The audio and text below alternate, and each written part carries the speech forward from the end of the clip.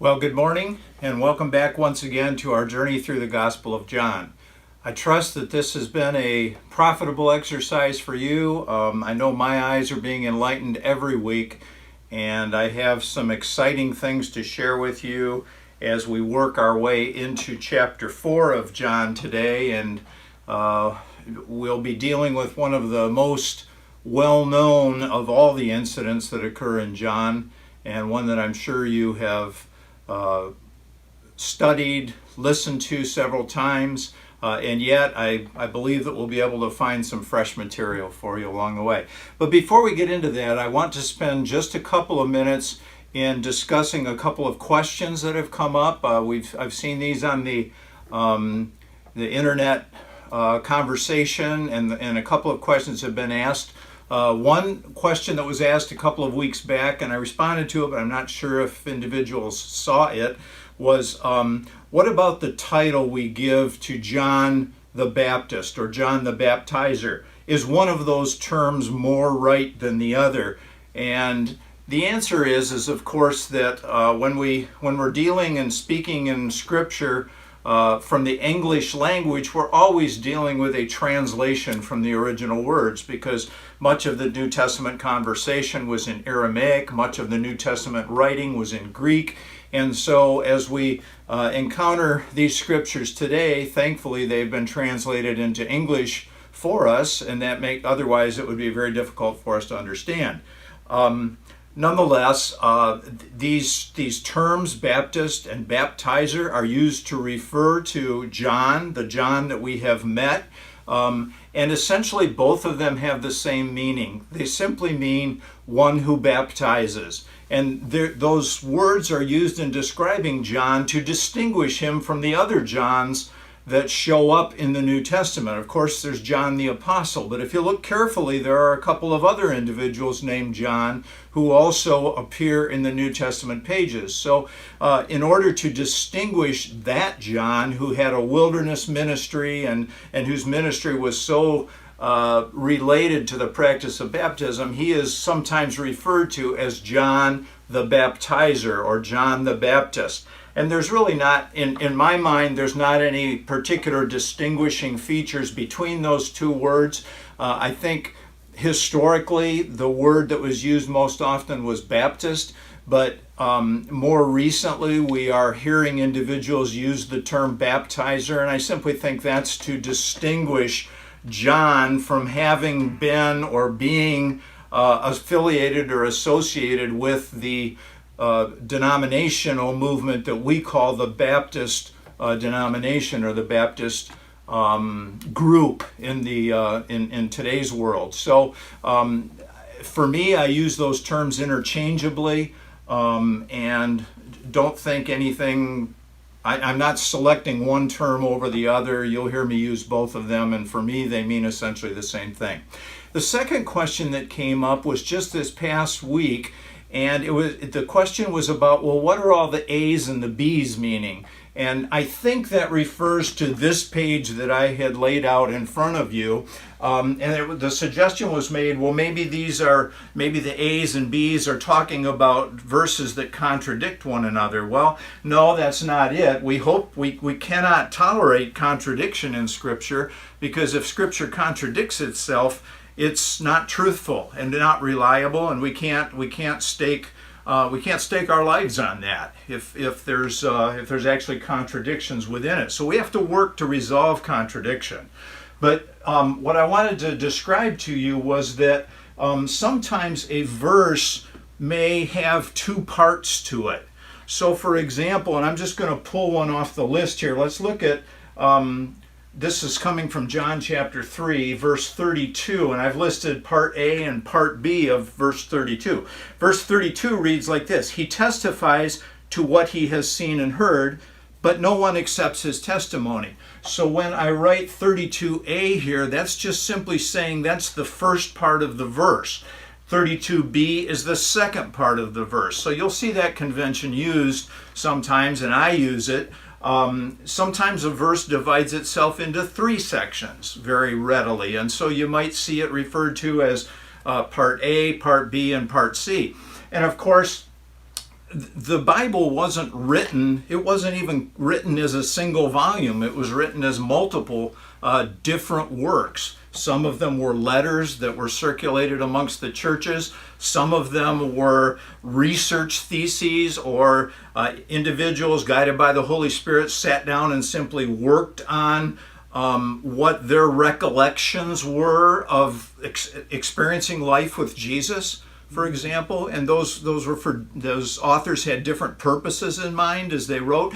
But those texts did not include chapters or verses or A's and B's. These are just simply reference tools, so that if I say, okay, go to John chapter 3, verse 16, we can all end up in the same place in the scroll.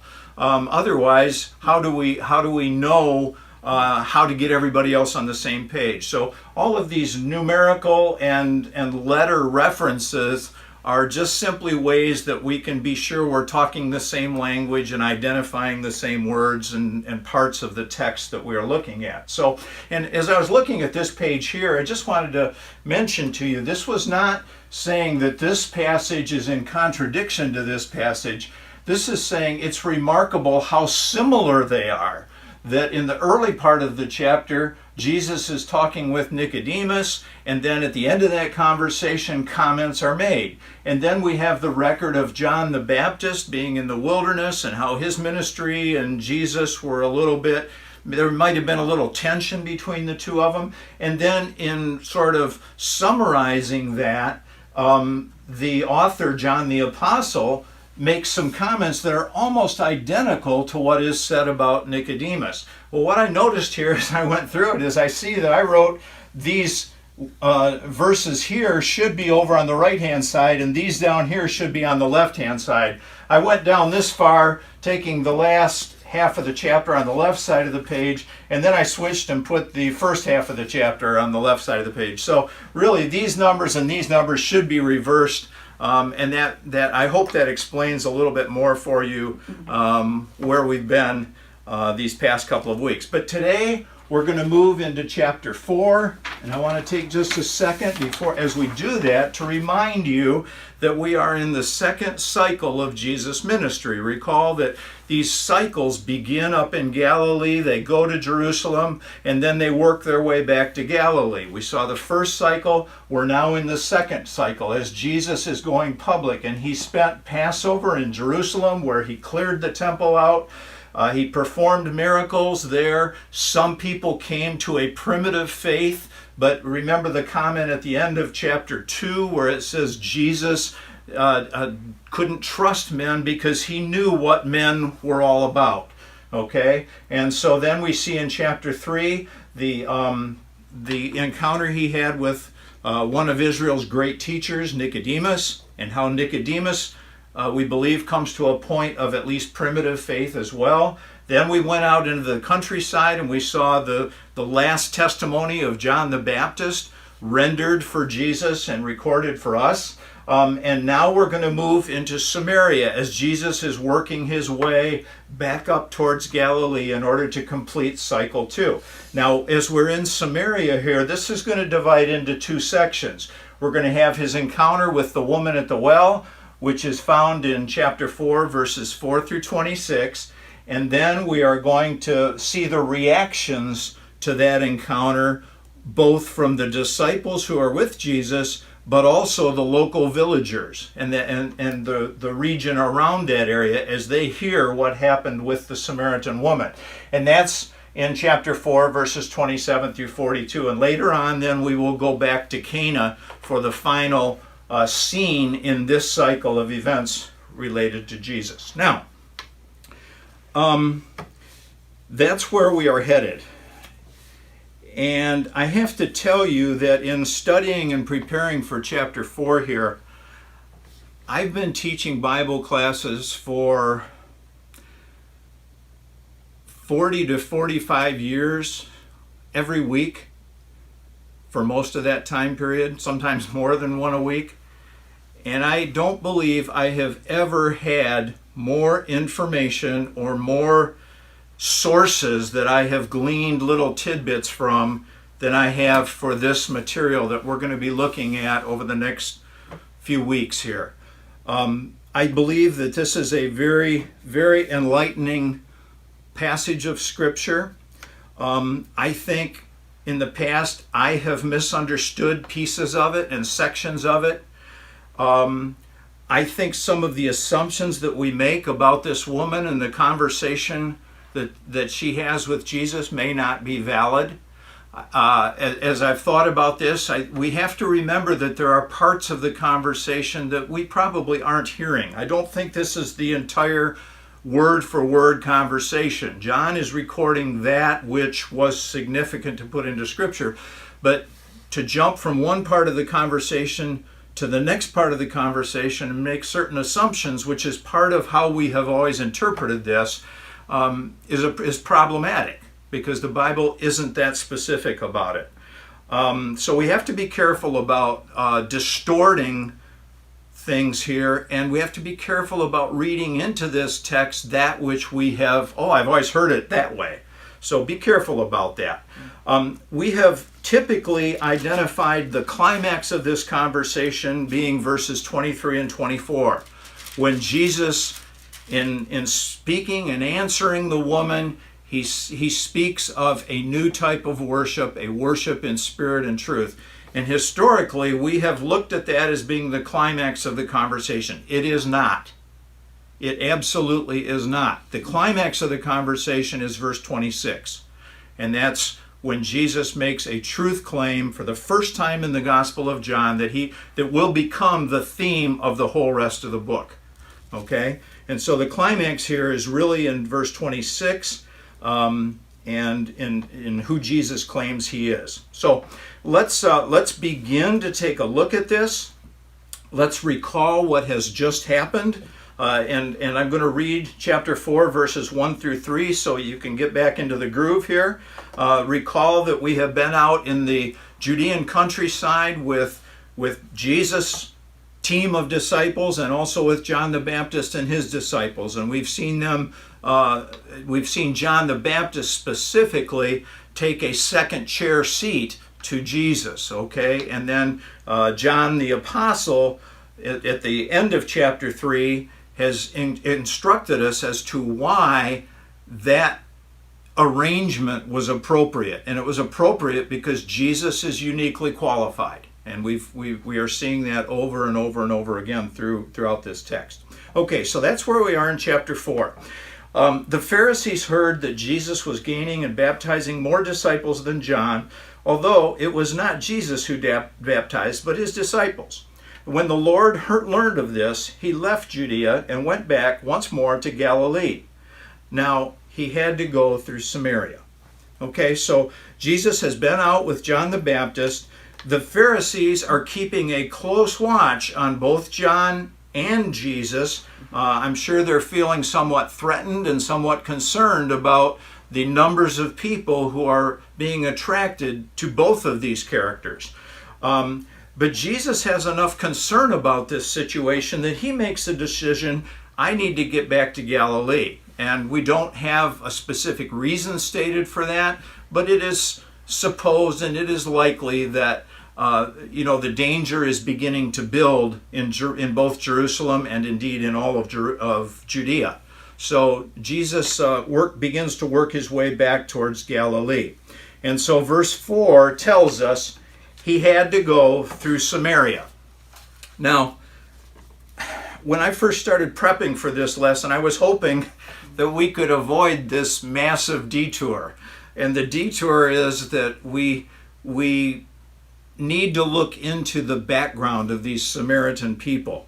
I think, as I've tried not to go into this, but I think we need to. We need to see the background of who these people were and where their ideas came from, and that will bring greater insight into the conclusions that we reach down towards the end of this section of the chapter. So here we go. We're going to start looking into the origins of what I'm calling Samaritanism. And I know that many of you are very familiar with Israel's history, but I hope that you will see this differently as we take a look from many different sources at the history of these people known as the Samaritans. And I think you'll be a little surprised at some of the real events that have shaped their culture and shaped their belief and shaped their religious practice by the first century when Jesus encounters this woman. And they talk about their differences. Okay? So I think this is fascinating. So I want to go, I hope I can find this here. All right, I've drawn a new blank map. And this map is unlike probably any map you've ever seen of Palestine. And the reason is, just like what we're doing now, we're going to be looking at this from the Samaritan perspective, okay? And so, first of all, what you need to see is that Samaria is this zone in the middle of the Promised Land, in the middle of Canaan, in the middle of Israel. Judea is the province to the south. Galilee is the province to the north. But since we're going to look at this from a historical perspective, I'm not putting those labels up there yet. We have the Sea of Galilee, the Jordan River, the Dead Sea, and then the coastline, the Mediterranean Sea. Okay, let's take a look at these different features. Samaria is the capital city of Samaria. Okay, so it's kind of like New York. You have New York and you have New York City. New York the state, New York City, the city. You have Oklahoma City and Oklahoma, yada, yada, yada. Well, that's the way it was. Samaria was the capital city of the province or the region of Samaria itself. Later on, Samaria had been destroyed and it was rebuilt. And when it was rebuilt, it was called Sebaste. And this was done by Herod the Great, actually. He rebuilt the city on its ruins, and he did other construction projects in that region, but this was, the Sebaste was the Greek word for Augustus. And you recall Augustus was the first Roman emperor.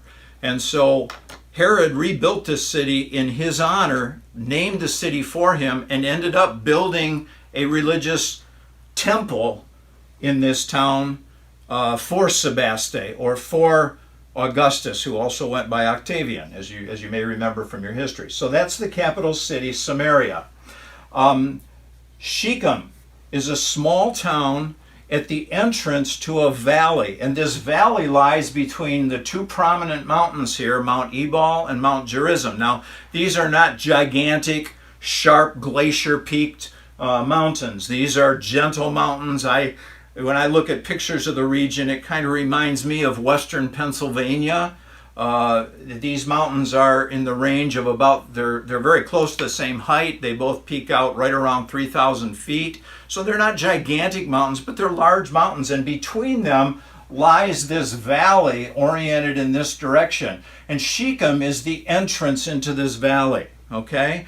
Over in this region, there's what's known as the West Bank of Israel today, and that's mountainous and hilly territory. And as you escape from that and you make your way down through Ebal and Gerizim, then you're into the valley of Shechem, and you work your way through that very fertile zone of Israel. This is the area of Israel that is lush and plentiful. When you read in the Old Testament of the land being described by its earliest settlers as being a land of milk and honey, it's because of this area, not because of the area around Jerusalem. If you've ever seen pictures of that area, it's difficult land. It's very it's almost desert. It's very hilly and jagged, and it's tough land. But this area up in here, and as it expands then into the coastal plains, is that area of ancient Canaan and modern Israel where it's extremely fertile and beautiful.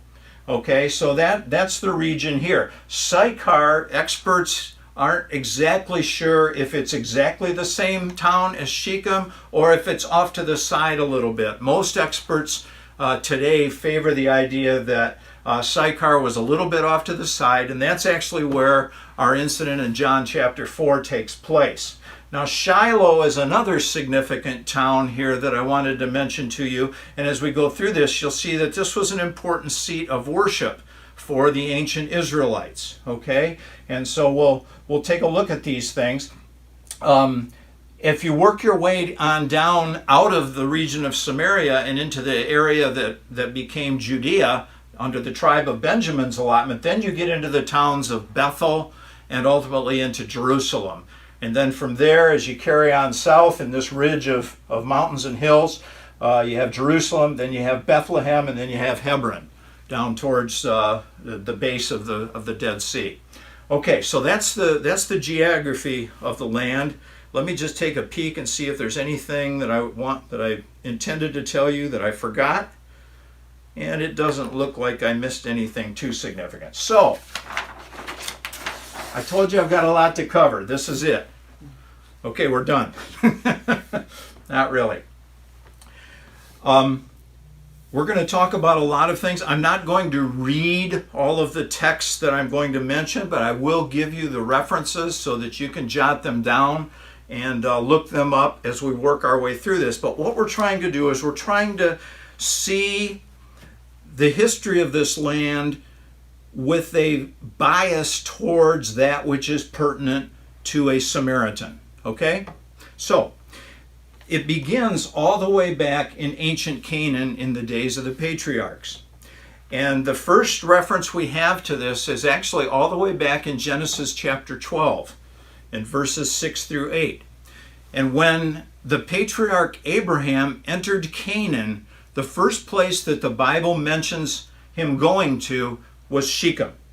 And it says that Yahweh, Jehovah, appeared to him at the great oak tree at Shechem, and he promised the land to Abraham and to his offspring. And then Abraham responded by building an altar there. Okay? So that's all the way back at the beginning of the history of the Jews. And this was not the first time God had made his promise to Abraham. You'll recall that God initiated his promise to Abraham when he was living up in Haran. Now Haran would be way up here, okay? And that was up in upper Mesopotamia. So Abraham had already traveled a long way, but when he arrived at Shechem, the promise was reiterated to him, okay? And this was right in this critical area of what becomes Samaria. Okay, Genesis chapter 33, verses 18 through 20, tells us that Jacob, who of course was Abraham's grandson, Jacob bought a piece of land there, and he built an altar. So don't think of this building an altar as being a casual thing, because altars, number one, were hard to build, and number two, they were built because there was an intention to repetitively offer sacrifices in that location. So either a family was settling there or a clan was settling there, or this was going to be a special location where they would travel back and forth to offer sacrifices. But both Abraham and Jacob have now built altars at Shechem. Genesis chapter 35, 1 through 4. This one I am going to read because this is something that talks about the cross-cultural nature of patriarchal life. And we often neglect that. We think of this as being these people only had affiliations with Jehovah, and their relation to them was unique. Well, listen carefully to what is written in Genesis 35, verses 1 through 4. And as backdrop to this, remember that Abraham came and settled in the promised land, and then Isaac needed a wife, and where did they find his wife? Well, they sent a servant back to the home country, back up to Mesopotamia to find a wife, Rebekah, for him, okay? And then the next generation, Jacob, comes time for Jacob to marry, and where does he go to find a wife? He goes back to the home country too, to upper Mesopotamia, and he works for Laban for 7 years, and then he works for Laban 7 more years, and at the end of the day, he goes home with both Leah and Rachel, and then also he has children by their concubines, both Zilpah and Bilhah. So we're getting this continual connection to upper Mesopotamia and their life. And what happened was when Rachel came with Jacob to the promised land, she brought some of the household gods from her past, and those were with her. And so listen now to what happens in here in chapter 35, verses 1 through 4. This is in Genesis. And God said to Jacob, "Go up to Bethel and settle there."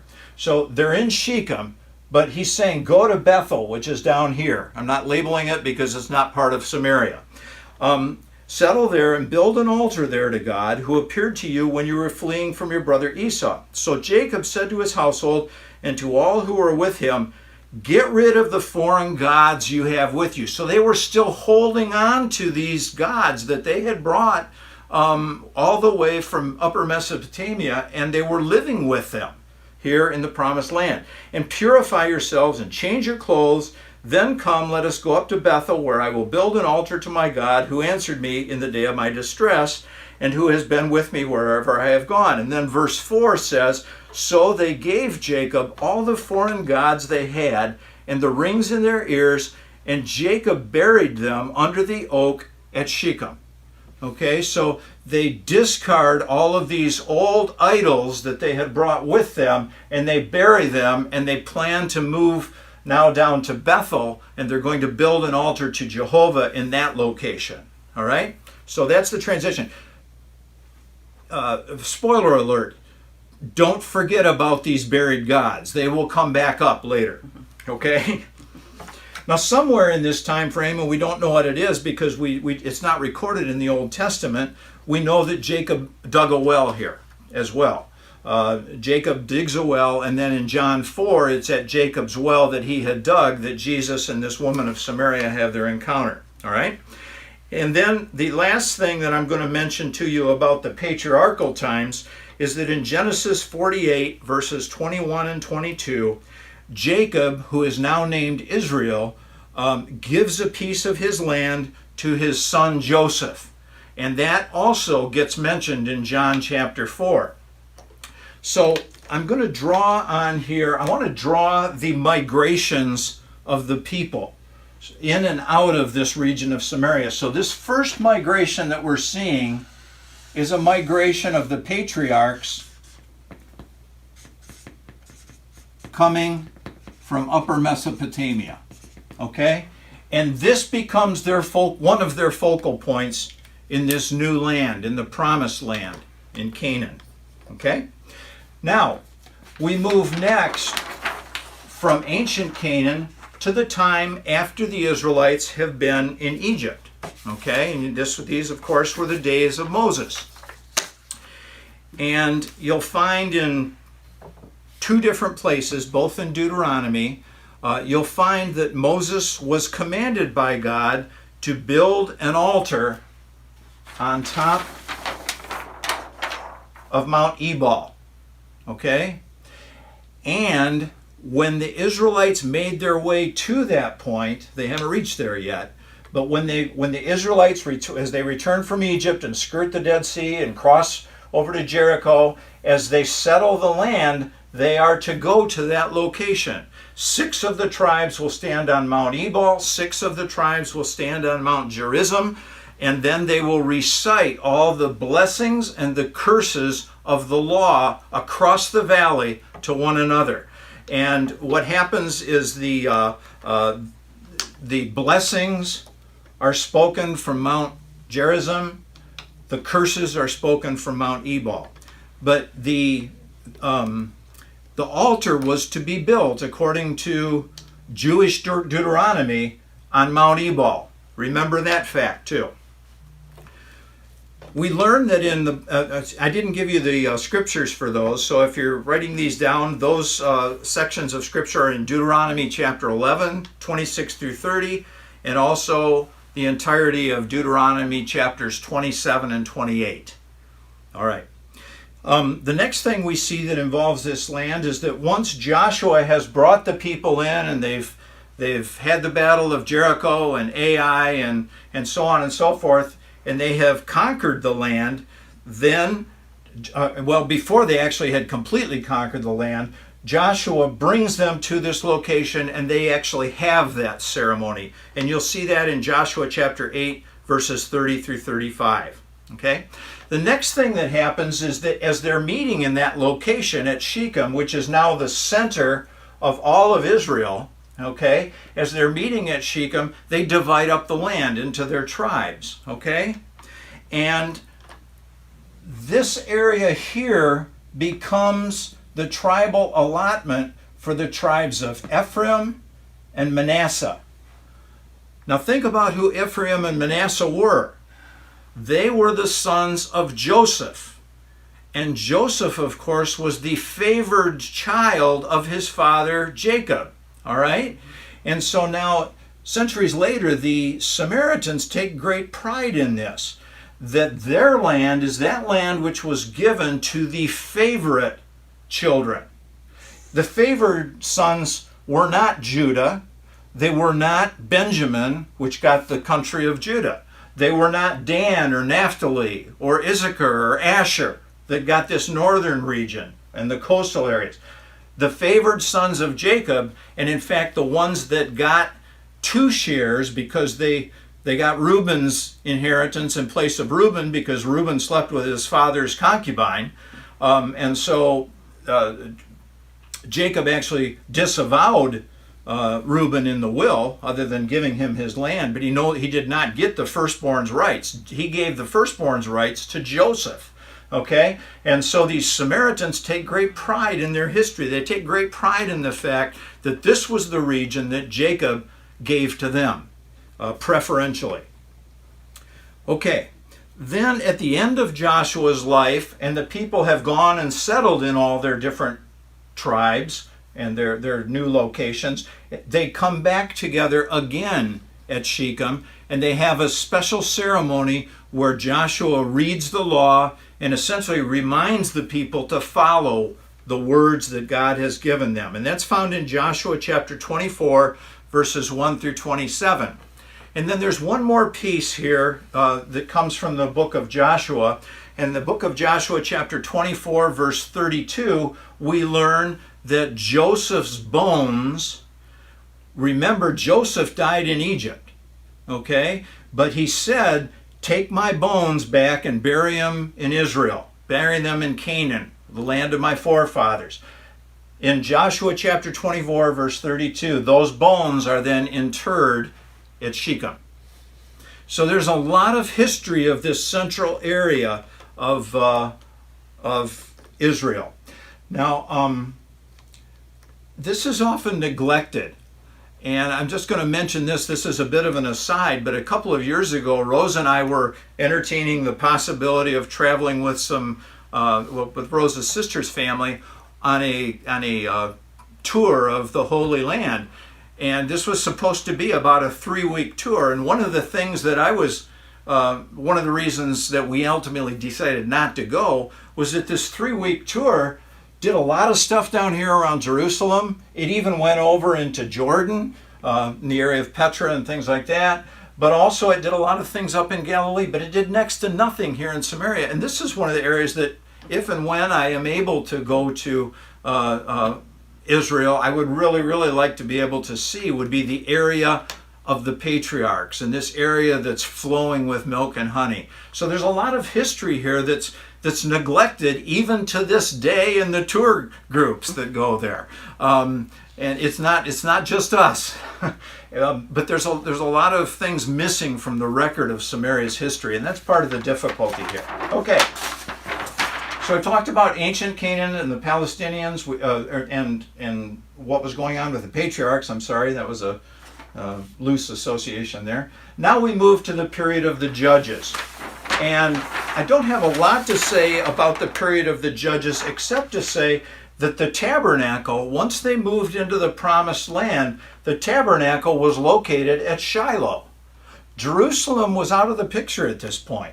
It was not part of the equation at all. So during this period of the Judges, and according to the Talmud, the Jewish writings and the Jewish teachings, according to that, the tabernacle was housed at Shiloh for 369 years. So this was the focus of worship for the ancient Israelites in the days of the Judges.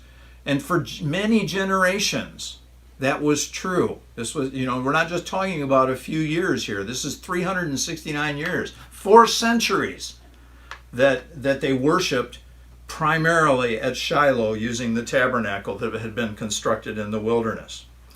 Okay, the next thing we get to is the time of the kings, all right?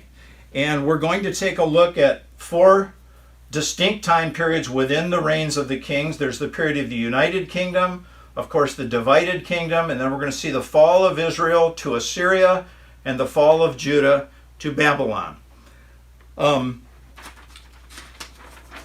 Let's turn back to our map, and we'll talk first about the United Kingdom.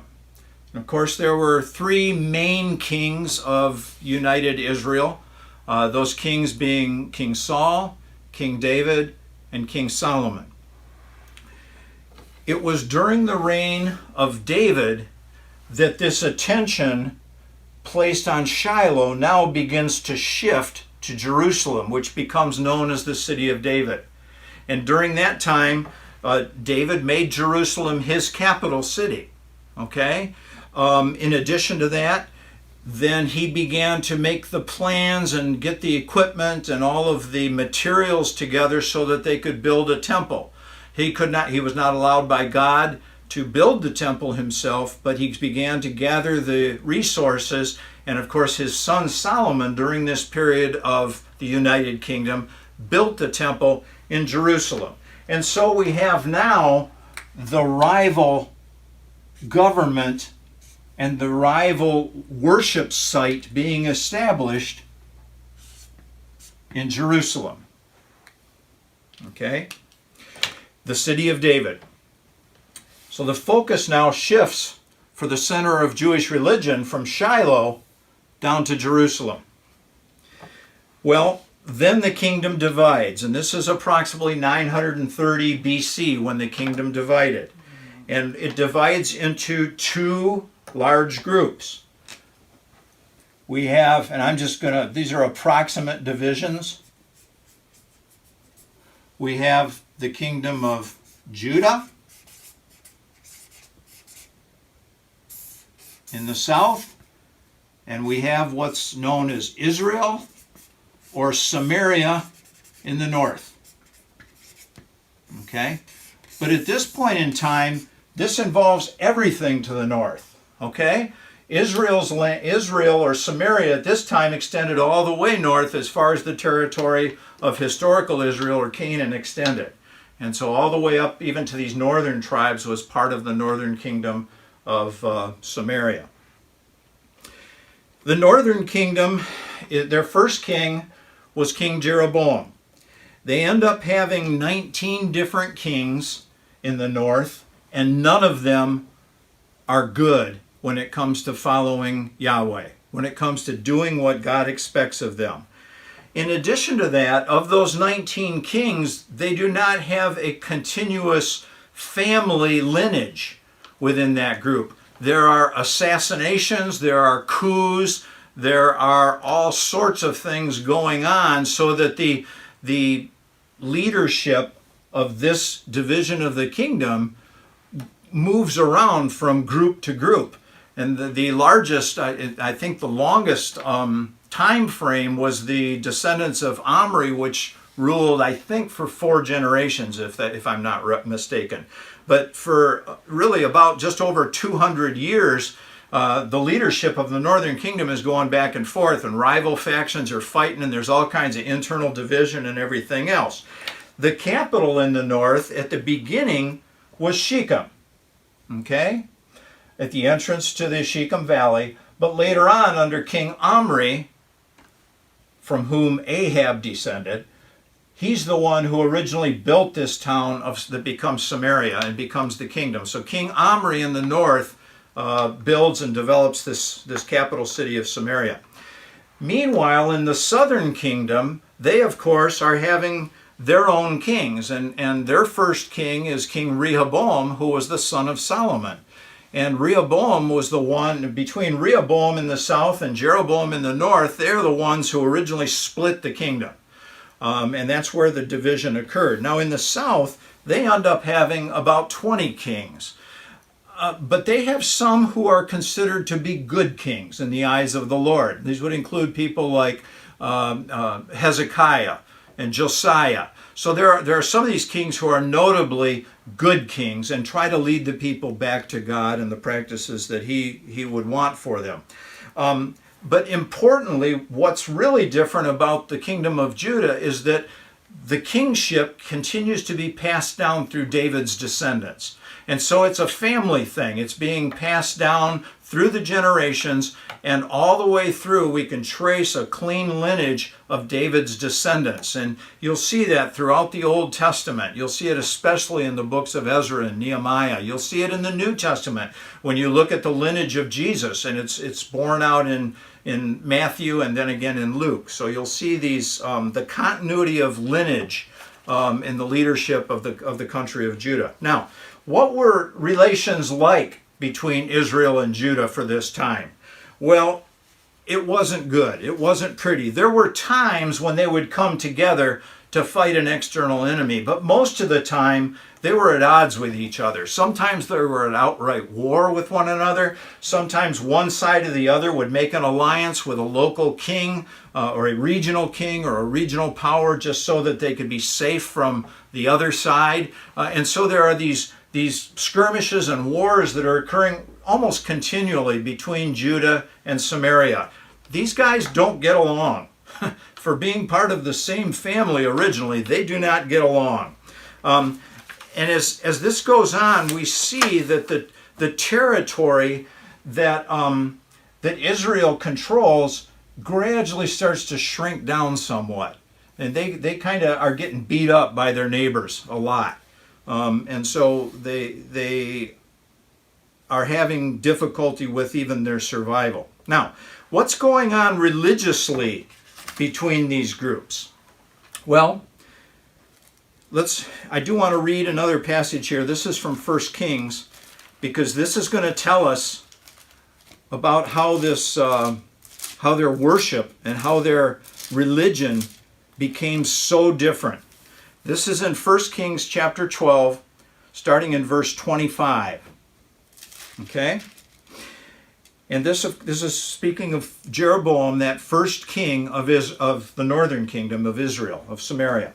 Then Jeroboam fortified Shechem in the hill country of Ephraim and lived there, and from there he went out and built up Peniel. Jeroboam thought to himself, the kingdom will now likely revert to the house of David.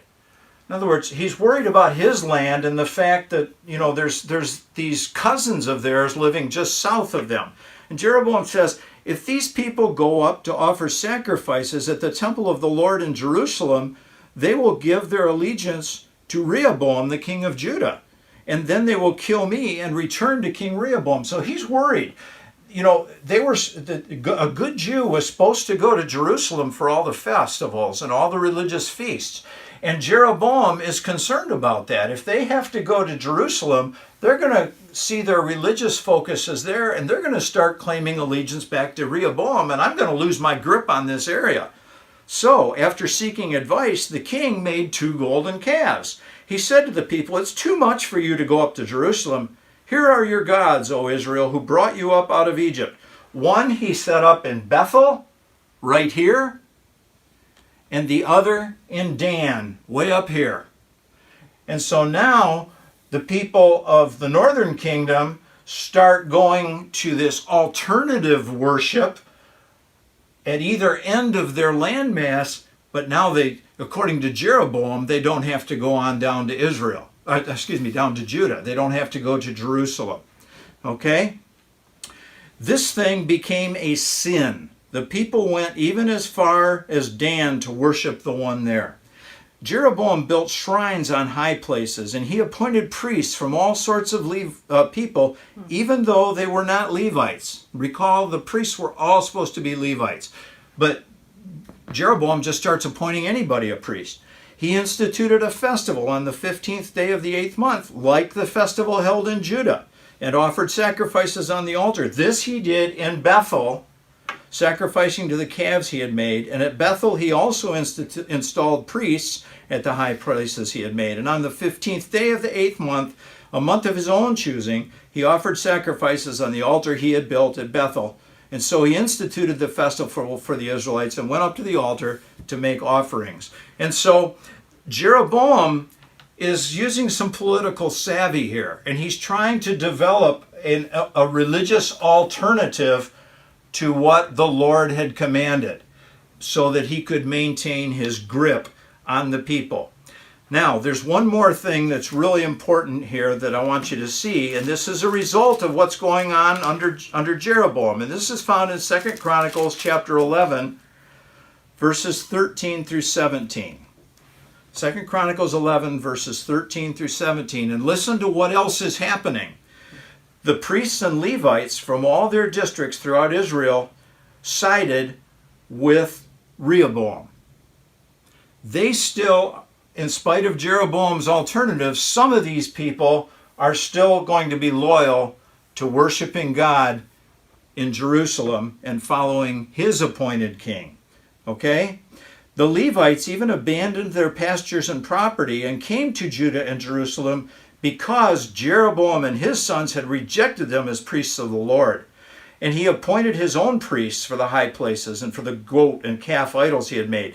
Those from every tribe of Israel who set their hearts on seeking the Lord, the God of Israel, followed the Levites to Jerusalem to offer sacrifices to the Lord, the God of their fathers.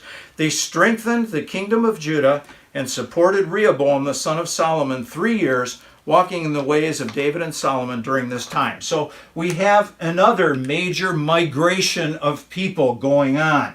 And this is a migration of Jews who want to be loyal to God.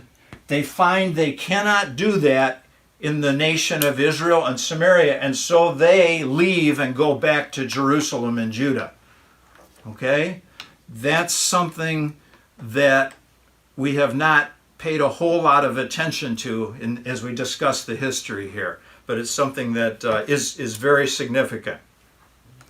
All right, I do want to try to get a little bit farther. I know we're a little over time, but I want to try to get, like I said, just a little bit farther. The next thing we come across historically is in 722 BC, the northern kingdom, after all these years and decades and generations of fighting and rivalry and everything going on, finally this nation falls to Assyria, who's located somewhere up in that area. Okay, so Assyria conquers the northern kingdom. And if you read 2 Kings chapter 17 in its entirety, it's one of the saddest chapters in the entire Bible, where the promised land is now deserted as the king of Assyria comes in, destroys the nation, and takes these people captive. So we have another major movement of people. And now this is the people of Israel and Samaria being deported to Assyria. Okay? As those individuals are deported, the king of Assyria comes to realize that that's a problem. If you take all the people out of the land, then you lose all the farmland, you lose all of the wild animals begin to proliferate, and pretty soon this is just jungle. So he decides he's going to send some other people back. So he sends some Assyrians back to this land. So this path to and from Assyria becomes a two-way street. The Israelites are being deported to Assyria, and then certain Assyrians are being deported from Assyria and required to live in Samaria. And I'm betting that those were not probably the highest class of people in Assyria. That's not typically who they would use to populate a new land. So many Assyrians are sent here to live.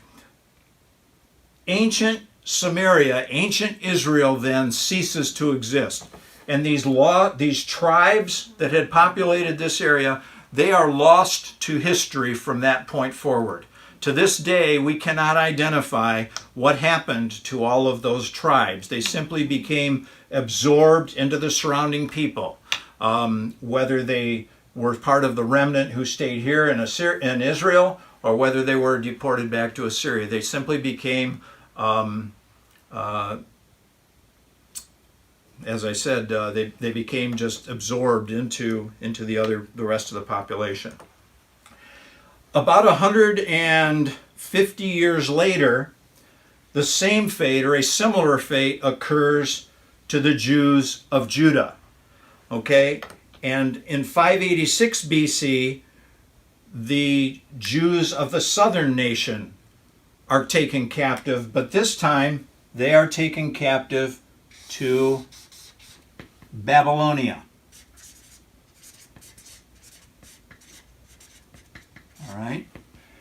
And so they are taken captive, and this is, of course, the days of the prophet Daniel, the prophet Jeremiah, as the southern kingdom is being destroyed. And Nebuchadnezzar, the king of Babylon, came in and utterly destroyed the city of Jerusalem, tore down the temple, stole all of its treasury and all of its resources, and then carted everything. And many, if not most, of the leading citizens of Judah were taken captive back to Babylon.